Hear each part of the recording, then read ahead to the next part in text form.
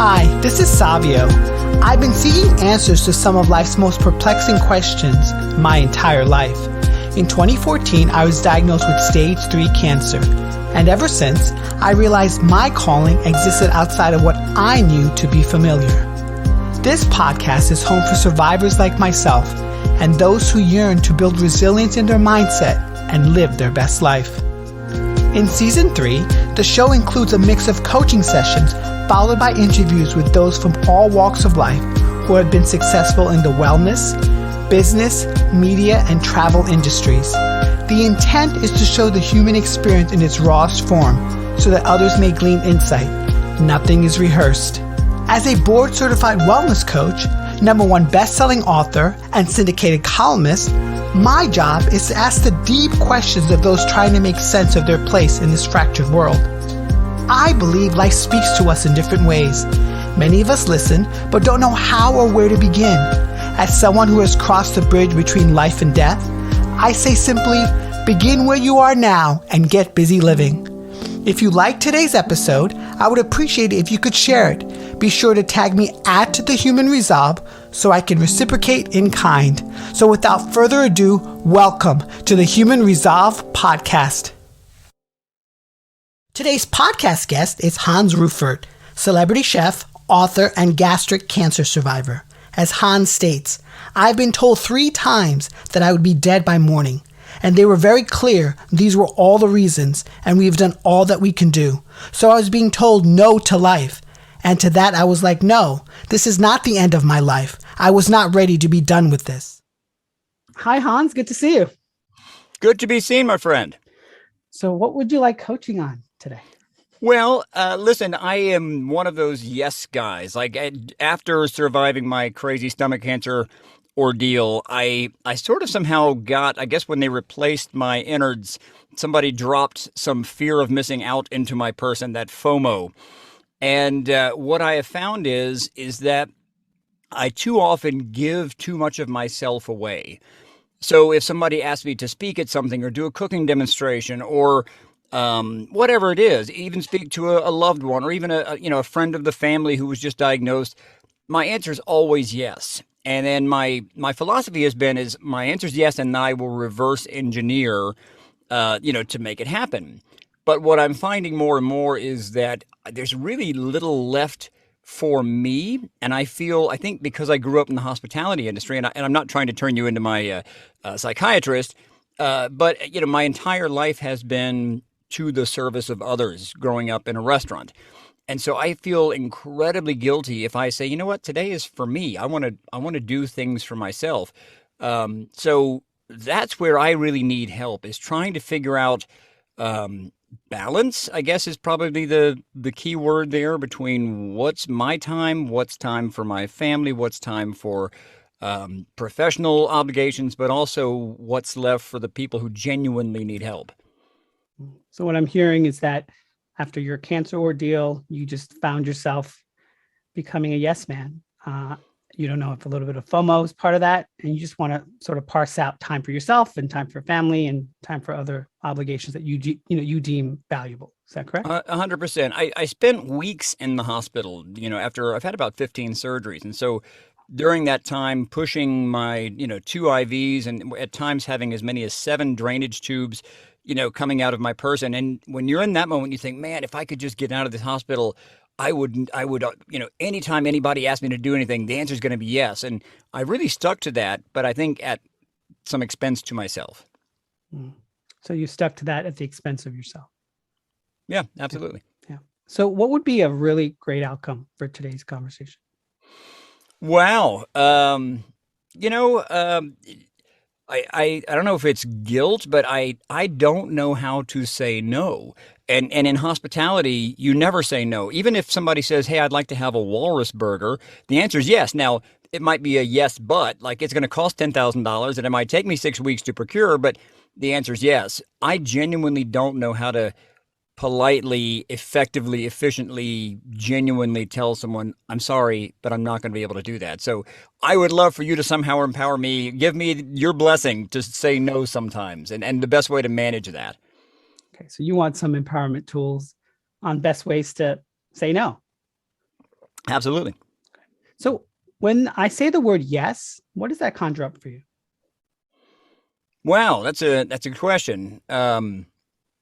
Again, I always try to make other people happy, even though I will be the first person to tell my own children that you can't make other people happy. Like happiness is not a person, place, or thing. It's an internal decision. And, a lot of those things I know from growing up listening to self help and people like Zig Ziglar. So I would be the first to give the advice that you can't make other people happy. Yet I seem to be in this feedback loop that I am somehow responsible for everybody else's happiness. Um, so uh, so again, I feel like yes is almost for other people, not so much for me. If that Yes makes is sense. yes is for other people, not so much for you. Has Hmm. there ever been a yes in your life for you? Wow. That's a really good question. I mean, I have had a lot of great opportunities that have come my way, and that I have said yes to. I'm just trying to think. I mean, I did ask someone to marry me, and she said yes, and that's still going on 25 years. So that's a good thing. Um, there have been a couple times in my young professional life where I stuck my neck out and asked for an opportunity that was maybe above my pay grade, and the answer was yes, and I'm very proud of those moments. But I find that I'm usually not even putting myself in the position to be in a yes no situation. I seem to be more on the receiving end of that. So you're more on the receiving end of the yes no. Yeah. What about your sort of childhood? How did yes and no fall? Well, my dad being almost the stereotypical A-type German. I mean, you could almost make a sitcom parody of it had to be just so. He was so anti-lazy. We lived above our family's restaurant. I mean, literally, the restaurant was downstairs. We lived upstairs, and anytime that the restaurant got busy or overasked, my sister and I would run downstairs to either wash dishes or shuck oysters or bus tables. Um, so we didn't really have a lot of opportunity to say no. We lived sort of at the beck and call of the business. Even when on a rare day off, we still were always representatives of the business. So during my sort of rebellious punk years, and I wanted to get my ear pierced, I wasn't allowed to because I represented the family business, and even when I was at school or out shopping, I had to, fall in line with this, again, this hospitality thing. Um, so I think again, God, I feel like I need to be laying down for this session. But I've always been at the service of other people, and that does also bring me great joy. I love it when I'm able to craft an experience. Sometimes you have people that come in that are in a bad mood or that they've had a bad day, and me as a hospitalitarian, I can turn that around and they leave with this amazing experience. Um, but as I mentioned, I have a hard time asking that of other people for myself. Um, it's just like I just feel, and it's not that I don't feel like I deserve it. I just don't ever put myself in that situation. Even if I'm at a party, the first place I will gravitate to is the kitchen, to where I will help either prepare more food or clear away the dishes or whatever it is. I just find myself in that role.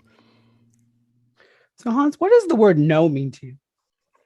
Oh, I mean, it sounds almost like a smart ass answer to say it's very negative. I mean, no is the very definition of negative, but it has very negative connotations for me.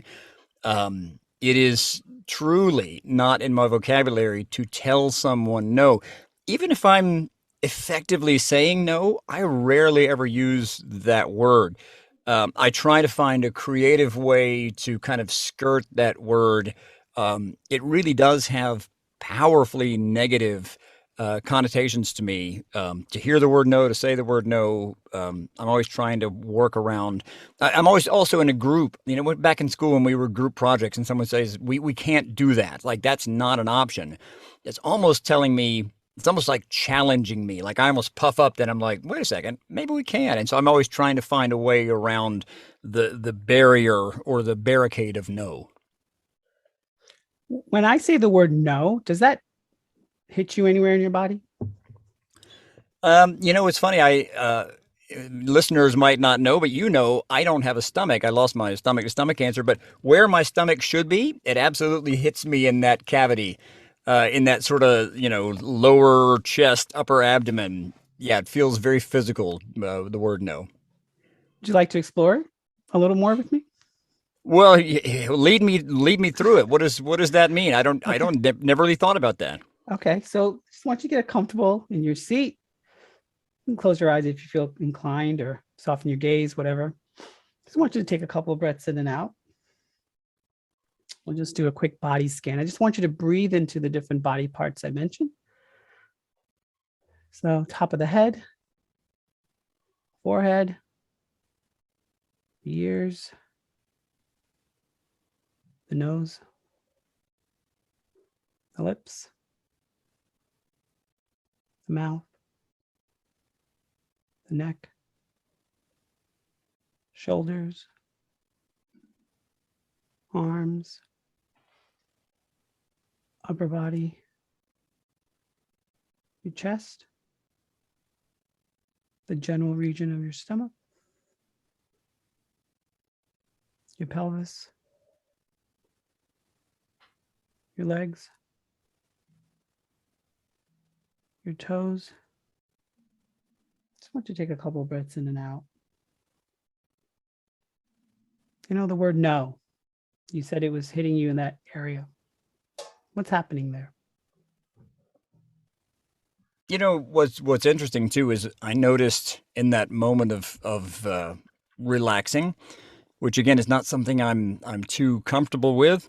I noticed my heart rate go up when you said the word no. I actually felt myself totally relaxing as we were kind of going head to toe there, and then as soon as you said the word no again, I felt my heart rate go up.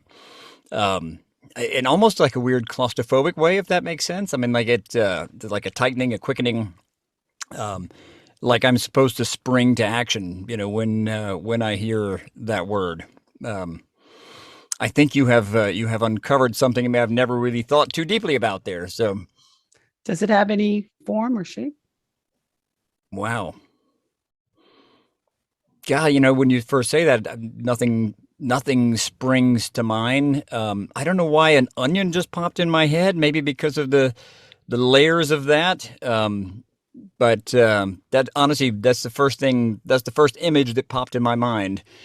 Was like a big fat yellow onion for some reason. Maybe Big, maybe being the chef, the food analogy is always going to be the strongest thing. big fat yellow onion. Yeah. Does that have any other context besides food for you? This idea of an onion? Well, I mean, as you say it, I mean, again, growing up in a restaurant, anytime onions were being chopped, I would cry. Not out of sadness for the onion, but you know how it stings your eyes. I mean, it is absolutely one of those very visceral, physical things. Our restaurant was famous for our French onion soup, and so we would go through probably 100 pounds of onions a week. And so anytime I would see anybody chopping onions, I would quicken my step and go through the kitchen a little faster. I still have a pretty low tolerance when it comes to tears and onions. Mhm. So let's go on this little bit of a exploration. If the onion, that sort of feeling, that visual that you had a voice, do you think it would say anything to you right now in the moment? Wow, you are asking questions that I really would have never thought before. Um, Gosh, I don't know. It's not speaking to me as such. Yeah, I don't necessarily like associate a voice or other than that sting. I can't think of anything voice wise. Mm. So Hans, I'm sort of curious if you told your dad when he asked you and your sister to come downstairs, no, what would happen? We definitely grew up with in some fear of my dad. He was the authoritarian. Um, I don't know how old you are, but I grew up in the generation of the Atari 2600 where you couldn't save your game. You could only pause your game, and even then, only for a limited amount of time. So, growing up upstairs, I would be in the middle of Pitfall or Defenders or Galaga, and they would yell for help, and I would pause the game and run downstairs.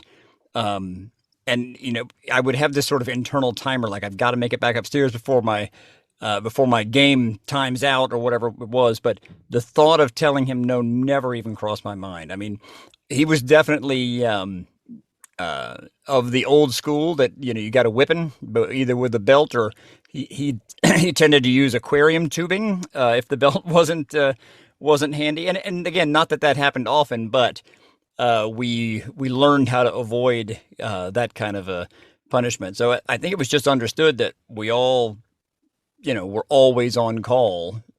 So the idea of saying no to him, even if it was a Saturday or whatever day off, and he would say, "Do you need a project?" And I would say, "No, I don't need a project. I'm playing video games." He's like, "You need a project," and so I would have to go out and deadhead the geraniums or, weed eat or whatever. He would find a project for me. So that's probably the only time I remember telling him no was trying to say, "No, I'm fine. I don't need a chore," and he would find me a chore anyway. Mm. You mentioned that you're a parent. How has that experience affected or influenced your own parenting? Well, I think when it comes to those kind of skills, my dad was an amazing teacher, and I definitely inherited that and continue on that tradition where I love to teach. But he also kind of taught me how not. He wasn't good in the way of encouragement, and so I try to lead by opposite example when it comes to that, where I felt as a kid that I wanted to have more encouragement, more praise from time to time. Now, I'm not a certificate of participation kind of parent. Like I don't want to pat him on the back for just showing up, but I do love to be a cheerleader and rally when it comes to to accomplishments. Because we were a family restaurant, my dad rarely was able to show up at tennis matches or things like that because he was the chef. He had to work. So I have tried to make myself more available to my kids to be there for them for those things. So, um, you know, you learn sometimes what to do from people, and sometimes you learn what not to do. So I try to be a little more involved, I guess, than he was. In this situation, if you were the child, and what would you want your father to tell you in this situation, given the fact that you have trouble saying no? Oh gosh, when I was diagnosed with cancer, and my sister also had breast cancer prior to me. She passed away the year before I was diagnosed. We saw a very marked change in my dad. He's no longer with us. He passed in 2010.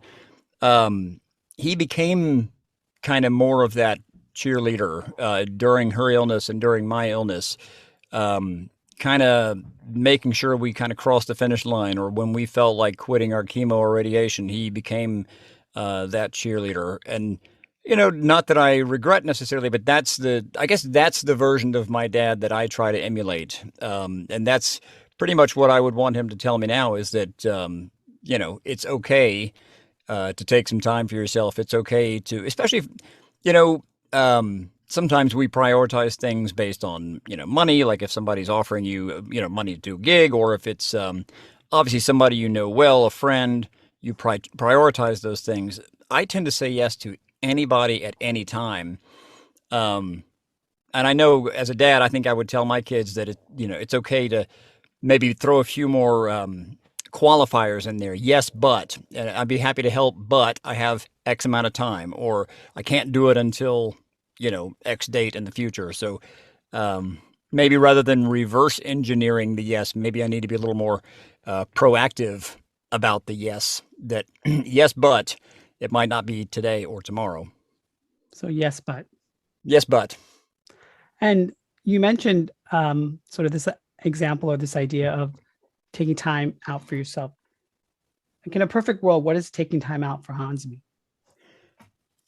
Well, I come from a proud line of nap takers. I feel I mean, just to be able to have a 45-minute or an hour guilt-free, turn off the lights and take a restorative nap is my ideal of a great day. Having somebody make food for me, because as a chef, you find that people stop asking you out to eat because they're afraid that what they would create is not up to your standards. But quite honestly, being a fan of food, I have to share real quick. I was out taking a walk yesterday, and a lady recognized me from my television stuff, and she had just made a cast iron skillet full of cornbread. And as I walked by, she met me on the sidewalk with a steaming hot slice of homemade cornbread. And that was the most rewarding. I felt like I had won the lottery, that somebody brought me a slice of homemade cornbread with no qualification. She wasn't asking for my opinion. She wasn't asking me to judge it. She just was happy to share food with me. And that was the most rewarding thing that's happened to me in recent memory. Mm. Simple, easy, honest food. But anyway, so yes, I mean, having experiences like that where I am more, I mean, it sounds almost cliche, but to say more in the moment, where I'm not thinking about, oh my God, in 2 hours I have to, I've committed myself to do a presentation or a speech. Even next week, I'm speaking at a big international uh, gastric cancer conference, and I'm super proud that I've been asked to do it. But all of the steps of me physically getting there, getting prepared for it, or whatever, takes a huge commitment of time. So as soon as I said yes, I felt this sort of double sensation of pride and also dread, and that, oh my God, I've just committed myself once again to essentially what's a week long commitment. So another week from my 52 in the year has been taken from me. And again, I'm super proud and I'm excited to do it, but it's a big commitment. What are your big asks, Hans? In what context? What do you mean? If you could sort of have sort of asks right now in your life, you mentioned sort of saying no is hard for you, saying yes is easy for you. What would be a couple of asks just for yourself? Wow, that's a good question. It seems like such a profound question because I never even allow myself time to think about those things. A guilty pleasure that I have been allowing myself is I've been playing pickleball here lately, and I've found that I'm quite good at that. So I would love to be a little more involved in that. I almost said as a guilty pleasure, but forget the guilty part. Just as a pure pleasure of being able to play and be competitive and have that time. Um, I'd also love to write again. I had a blog for quite a long time, especially during the depths of my illness, and had so many people following the blog that at some point it went from being this very cathartic, therapeutic exercise, and it turned into I wasn't writing for myself anymore. I was writing for other people, and I found that somewhere about year two, I someone would ask me a question. I would see them in the grocery store or out on a walk, and they would ask me a question. And as I was answering them, they would say, "Oh yeah, I know. I read that on your blog." And then I realized that they aren't. They're just asking me because they want to tell me that they read my blog. And again, at some point, it switched from being a very personal experience to being a very public experience. And I miss that. I miss being able to write for myself. I haven't allowed myself to do that in some time, but it's an exercise that I miss. And what did that writing for yourself give you? Gosh, I've always enjoyed writing. I mean, it allowed my almost sort of flex a muscle that I was always looking for what's the expression? It's a means to an end, and I was always thinking this has to turn into something. In fact, my cookbook, a lot of it came from the blog, so I very quickly turned it from again this personal exercise and started writing in the hospital mainly to remember. There was so many things happening and hitting me from all sides. I wanted to capture and remember that experience, and I had a mentor during the early part of my cancer that was a great resource for me, and so I wanted to share these experiences with other people with a recent diagnosis because it took some of the mystery of and sort of fear of that experience away to be able to somehow capture it, put it down, quantify it, describe it. And so that part of it was very personal, very internal. And then it all, this was right about the time of the rise of social media. It all became about, oh, so and so liked it. And then magazines were picking up on it and they were sharing it. And somehow that it just switched. Um, and I stopped. And it's, as I'm saying it out loud, it never dawned on me that I could just write and not publish it, that I could just write it for myself and not put it on a public blog or whatever. So, that might be a good exercise that I should go towards. Mm. We talked a lot about in the beginning about, your yes and then, the no's. When you were in the depths of your cancer, did no's come out for you? Well, so listen, I have been told 3 times. I mean, I'm not exaggerating. 3 times they have told my wife and I that I would be dead by morning, and that was a hard no. That was a very like, your life is ending, and they were very clear on these are all the reasons, and we've done all that we can do. So I was sort of being told no to life, and then to that I was saying no. This is not the end of my life. You know what I mean? So that, if that makes sense, that's no in a positive way. I was not ready to be done with this, and so I said no to their diagnosis. Now, obviously, there's a physical and there's a mental part of that. My body still had enough, fuel to keep me going. But I think the mental part of that is I just was not ready to lay down and say I'm done. I full-heartedly disagreed with that. So there's got to be something to be said about that German stubbornness coming through there. My answer to that diagnosis was no, which in a sense was a yes to life. Um, but yeah, I mean and also the physical limitations of my body during that time, especially during chemo and radiation. I wasn't able to eat the way I used to. And I still have to be very mindful of the way that I eat. I wasn't able to be as physically active. I wasn't able to be as playful as my children. And so there were a lot of barriers and blockades for sort of normal life. And I had to very quickly learn what my new normal was.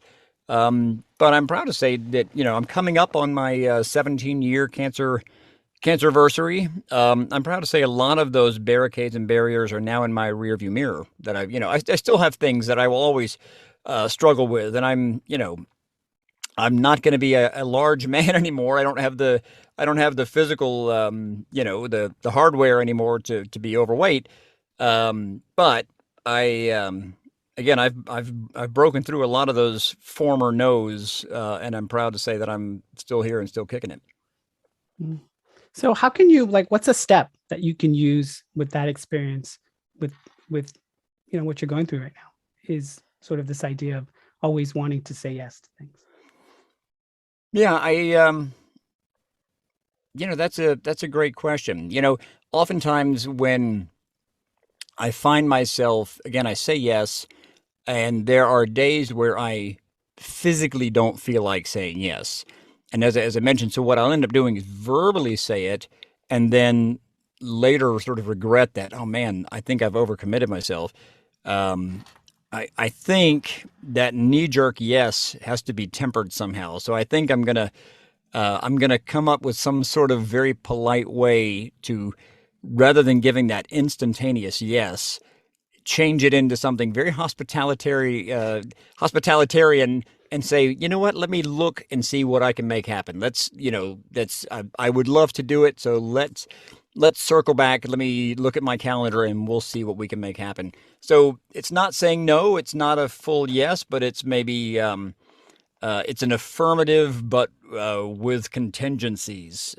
Because again, I'm so bad at just saying yes to anything. Honestly, I think I would sell my own shoes off my feet to make someone else. I would give my shoes off my feet at a loss, just to make somebody else happy. But that's a very temporary feeling. You know what I mean? Like it's this instant gratification of the yes, and then I sort of pay for it later. I somehow have to square up that balance between the joy of the yes and then the expense of the reality of that yes. I almost need I need an accountant. I need somebody to square away the sum total of these yeses versus the experience. Does the yes always have to be quick? That's a great question. That's what I'm saying.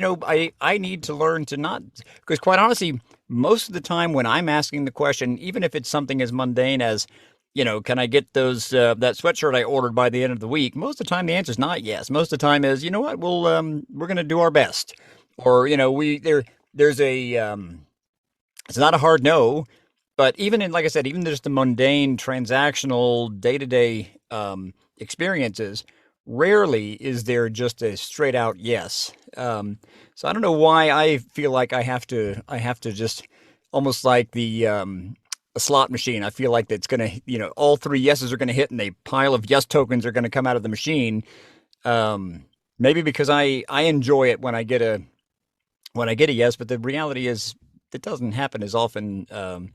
Definitely not as often as I say yes. That's a good point. So how would you hold yourself accountable, Hans?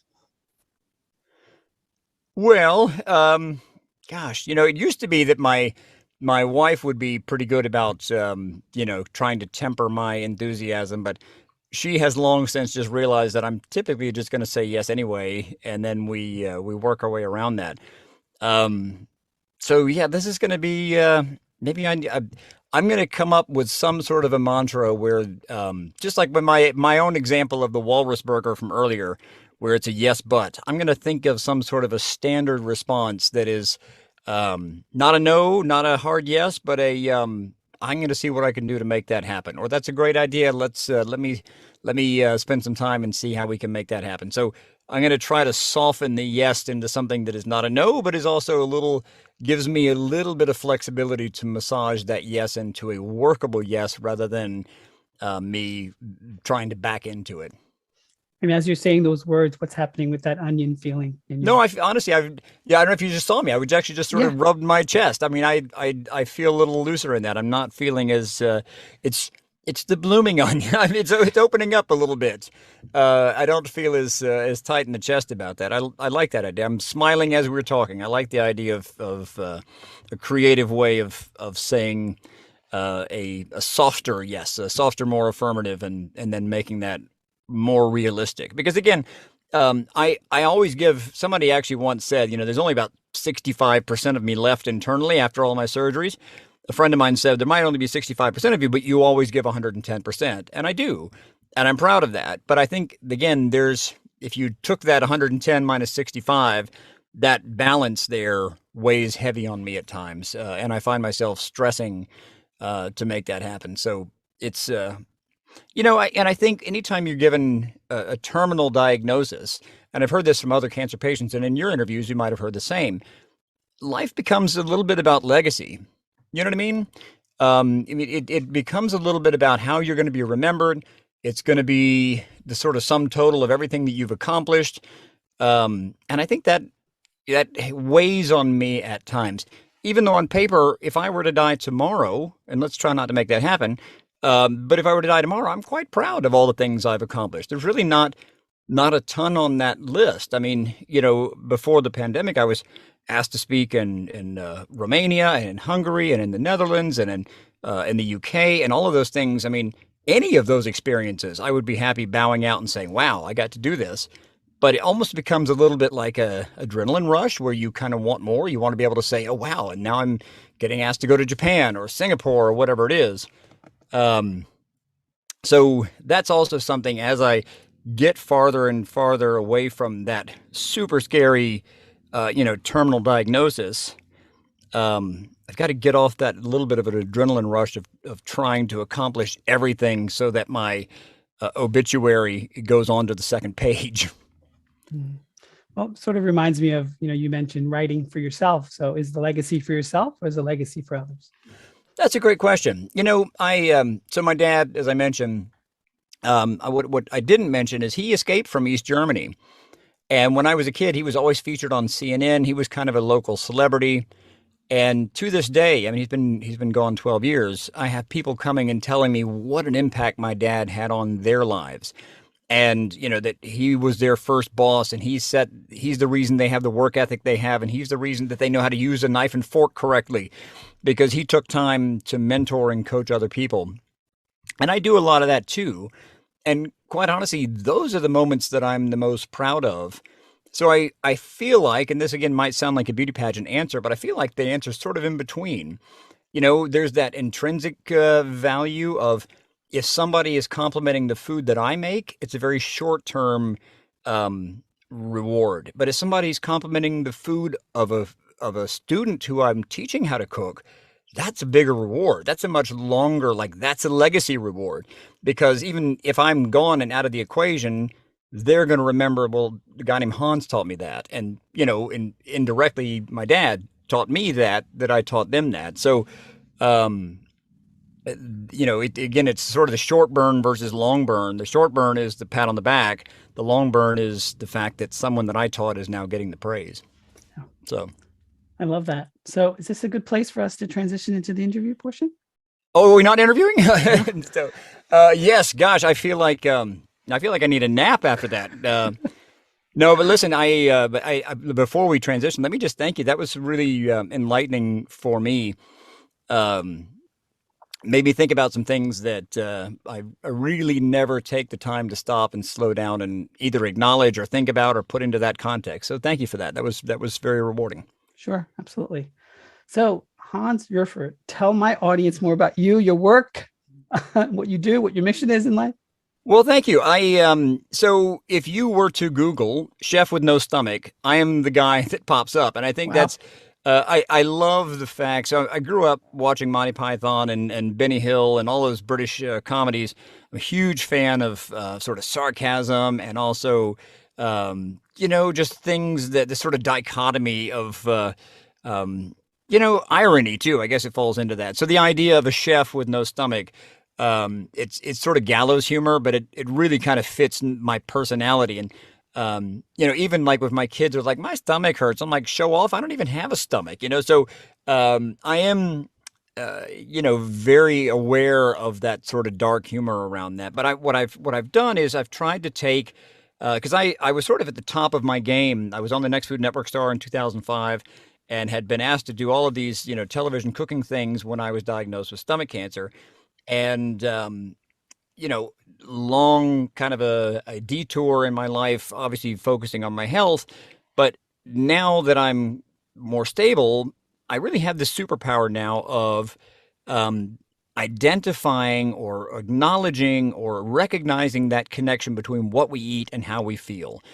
So, when you get down to it, food is fuel, but that kind of takes away some of the romance, some of the kind of nostalgia, fun, history, culture around food and reduces it to its components. But for all of us, if you eat bad, you feel bad. And that sounds like I'm oversimplifying, but for a guy with no stomach, when I swallow, and not to get too graphic, but food goes essentially straight into my intestines, and that's where all digestion happens. So for a person with a stomach, which is probably most of you, there's a little bit of a waiting room. Your stomach is kind of like this toxic waiting room, and whatever you eat, it does a pretty good job of making and breaking down what you've eaten into something homogeneous that your body can utilize. So if you eat heavy, greasy, overprocessed, fatty foods, it might take 4 or 6 or 8 hours, depending on how fast your digestion works, but it makes you feel heavy and overprocessed and greasy and fatty and lethargic and, sometimes foggy-headed. But for me, if I eat bad, I feel bad almost immediately. I mean, there are times if I eat foods that are, too dense or too fatty or too greasy, I'll have to lay down because it's hitting my body just like, it's like putting ink in a glass of clear water, right? It just immediately I feel poorly. So I have basically, rather than focusing on the foods that I quote unquote shouldn't eat, I don't want to villainize any food.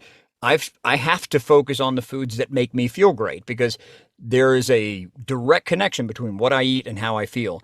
So when I'm doing a class, that's what I want people to really realize is that every day you get to decide how am I going to feel based on how you fuel this machine.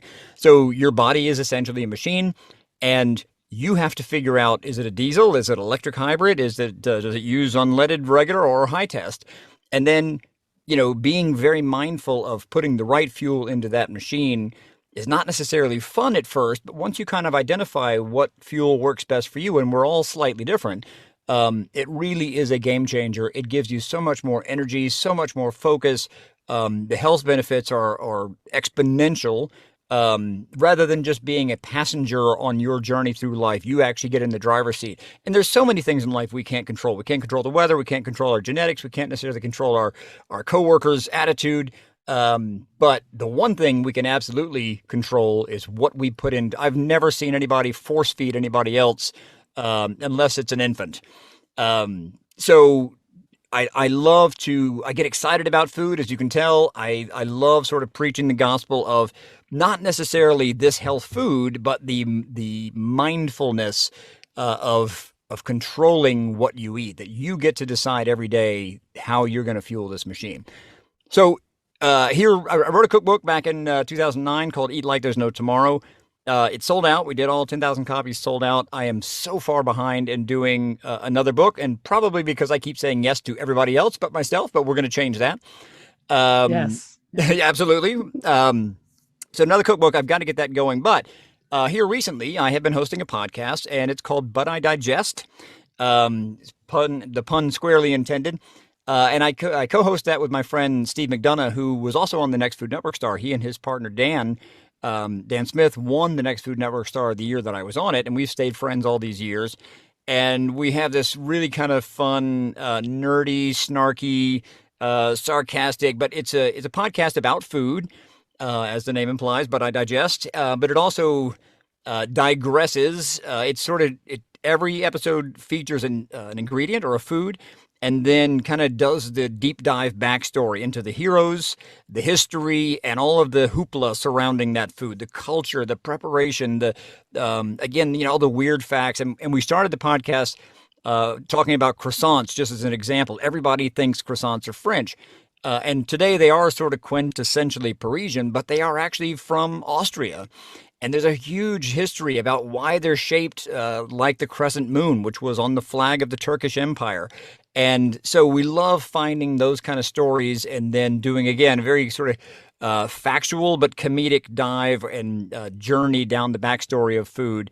And we have guests and we have trivia and quizzes and all sorts of things. But most importantly, we have a great time doing it. And it's a great creative outlet for both of us. He's written a book called The New Old Bar, and he specializes in pre-Prohibition era cocktails. So usually in each episode, we'll have a recipe as well as a cocktail recipe. And again, we have a great time doing it. I'm a podcast fan, and I had this idea about 3 years ago, and it just kind of sat there, and it eventually sprouted and has taken root. And we just recorded our 20th episode. So having a great time with that. Awesome. So what's your favorite food memory and why? Wow. I have so many of those, and that's like asking me which is my favorite child. But off the top of my head, so a guy named Hans living in Georgia, right? So my mom is from Georgia, my dad's from Germany.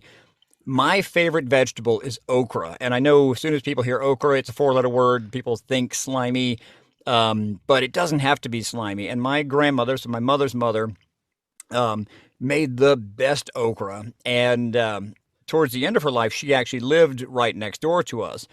And I was probably, I don't know, 10 years old, maybe 12. And I rode my bike to school. And one morning she asked me before I left to school to help her plant some okra seeds.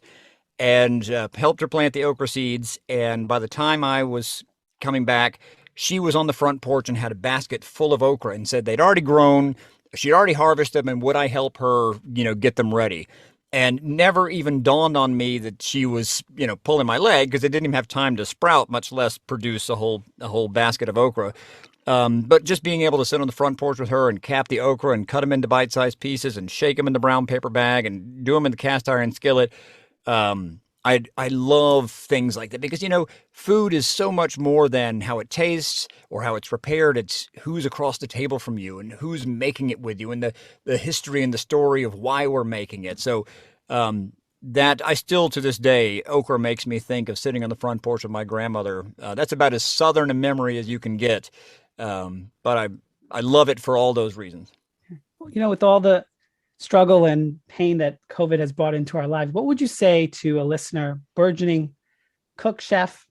What would you say to them in terms of, this industry? That's a great question. And, I think this is it's sort of a two-pronged answer. Number one is not everything is television ready. And I think too often young cooks watch this, this beautiful stuff on whether it's online or whether it's on television. They think that's what I want it to look like. The reality, though, is you have to make those mistakes.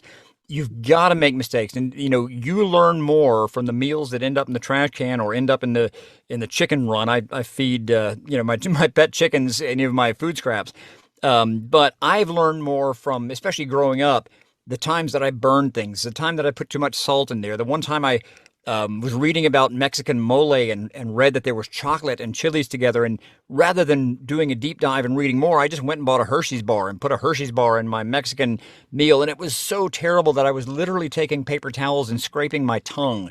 But man, I've never made that mistake again. And so do not be afraid to make those mistakes, because you will learn more from those mistakes than you will from the Instagrammable picture perfect meals. But the quick second answer to that is everybody tries to get out of the kitchen. They think, how do I spend less time in the kitchen? I don't want to chop the onions. I don't want to peel the carrots, but make that time your time. And that is the one time that I kind of kick everybody out of the kitchen. I put on a podcast, I put on my favorite music, and I get into this sort of kitchen, zen area, and peeling a carrot is now not a chore. I get to peel a carrot. And again, maybe it's because I have the contrast of being held captive in a hospital for so long, but to be able to sit there and listen to a tune or listening to your voice as we're, listening to a podcast and peeling a carrot or dicing an onion, it becomes a paradigm shift. Don't think of it as a chore. Think of it as an opportunity. You are laying the foundation for a fantastic meal. And yes, you're going to take pictures of it, and yes, you're going to remember it, but be mindful of that time. It's your time. Embrace that time in the kitchen and make it your own. I just love that. So Hans, where can my audience find out more about you online? So my website is simply Hans Cooks, HANSCOOKS, hanscooks.com. The podcast is ButIDigestPodcast.com. It's on every podcast player. If you just search for But I Digest, we are the only one with that name at the moment. Hopefully that'll stay that way. And again, if you forget all of that, you can just Google. I heard some podcast with some chef with no stomach. Google chef with no stomach, and that's me. There aren't too many of us stomachless chefs. Although I'm proud to say that the diagnosis that I was given 17 years ago is not the death sentence that it once was. And so there are a lot of stomachless people out there. You might not recognize them as such, but there are a lot of people that are able to thrive and survive and that are creating memories. So, it's one of those things. I didn't know you could survive with a stomach prior to my own diagnosis. But I'm proud to say I'm not just surviving, I'm thriving. So wonderful. Well, thanks so much, Hans. I really appreciate it. This has been a load of fun, and send me that invoice for fixing fixing my FOMO. Okay. Sounds good. Thanks, bud.